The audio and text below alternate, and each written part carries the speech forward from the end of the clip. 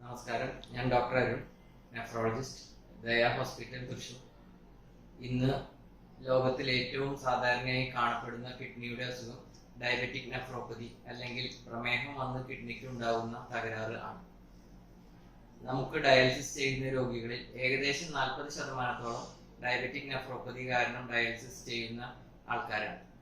പ്രമേഹം തുടങ്ങി ഏകദേശം 10-15 വർഷമാകുമ്പോഴാണ് രോഗികൾ ഡയാലിസിസിലേക്ക് നീങ്ങുന്നത്.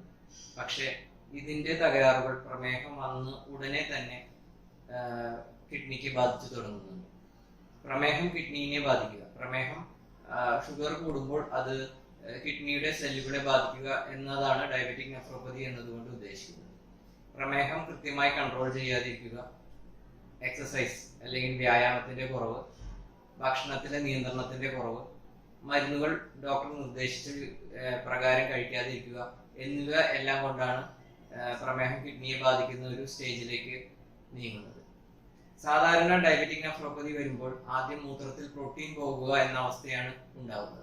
മൂത്രത്തിൽ പ്രോട്ടീൻ പോവുക എന്ന് പറഞ്ഞാൽ ആദ്യം മൈക്രോ ആൽബുമിൻ എന്ന അവസ്ഥയാണ് മൂത്രത്തിൽ ഉണ്ടാവുന്നത്. മൈക്രോ ആൽബുമിനൂറിയ എന്ന അവസ്ഥയാണ് മൂത്രത്തിൽ ഉണ്ടാവുന്നത്. മൈക്രോ ആൽബുമിനൂറിയ സാധാരണ പ്രമേഹം തുടങ്ങി ഏകദേശം ഒരു 5 വർഷത്തിന് ശേഷമാണ് ഉണ്ടാവുന്നത്. മൈക്രോ ആൽബുമിനൂറിയ വന്നു കഴിഞ്ഞ് ഒരു 5 വർഷത്തിന് ശേഷം ഏകദേശം ഒരു 10 വർഷമാകുമ്പോഴാണ് പ്രോട്ടീൻ പോകുന്ന ഒരു അവസ്ഥ ഉണ്ടാകുന്നത്. അതിനുശേഷമാണ് ക്രിയാറ്റിനിൻ കൂടുക എന്ന അവസ്ഥയിലേക്ക് കിഡ്നി നീങ്ങുന്നത്. അപ്പോൾ ഏകദേശം ഒരു 10-15 വർഷത്തിനുള്ളിലാണ് ഡയാലിസിസ് പോലെയുള്ള കാര്യങ്ങളിലേക്ക് അല്ലെങ്കിൽ കിഡ്നിയുടെ പ്രവർത്തനം പൂർണ്ണമായി കുറയുന്ന ഒരു അവസ്ഥയിലേക്ക് കിഡ്നി നീങ്ങുന്നത്. മരുന്നുകൾ കൊണ്ട് ഈ അവസ്ഥയ്ക്ക് ചെറിയ മാറ്റങ്ങളൊക്കെ ഉണ്ടാകുള്ളൂ.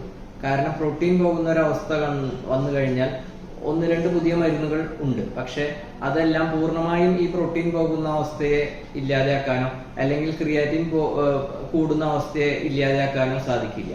അതുകൊണ്ട് പ്രിവെൻഷൻ അല്ലെങ്കിൽ പ്രതിരോധമാണ് ഏറ്റവും പ്രധാനമായിട്ടുള്ള കാര്യം.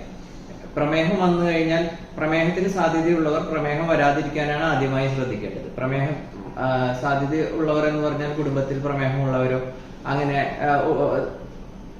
ഉള്ള ആൾക്കാർ സാധാരണ പ്രമേഹം വരാതിരിക്കാനാണ് ശ്രദ്ധിക്കേണ്ടത്. അതായത് അവർ വ്യായാമം എടുക്കണം, ഭക്ഷണത്തിൽ തുടക്കത്തിൽ തന്നെ ശ്രദ്ധിക്കണം. ഇനി അഥവാ പ്രമേഹം വന്നു കഴിയുകയാണെങ്കിൽ ഡോക്ടർ നിർദ്ദേശിക്കുന്ന പ്രകാരം കൃത്യമായി പ്രമേഹത്തിന്റെ മരുന്നുകൾ കഴിക്കേണ്ടതാണ്.